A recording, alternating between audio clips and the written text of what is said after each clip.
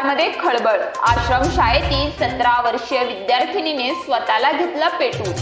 ठाण्यात परवडणाऱ्या घरांसाठी ठेकेदार मिळेना. पंतप्रधान आवास योजनेतील घरांच्या उभारणीसाठी पुन्हा निविदा. अटी व शर्तींमध्ये बदल. तर पुणेकरांसाठी गुड न्यूज. खडकवासला धरण 100% भरले. लोणावळ्यात रेकॉर्ड ब्रेक पाऊस. 24 तासात 275 मिलीमीटर पावसाची नोंद. विरारच्या चिखलडोंगरी गावात पुन्हा जात पंचायतीची दहशत. महिलेला जमावाची मारहाण. पोलीस बघ्याच्या भूमिकेत. माटुंग्याजवळ तांत्रिक बिघाडामुळे मुंबई लोकल सेवेवर परिणाम. चाकरमान्यांना मनस्ताप.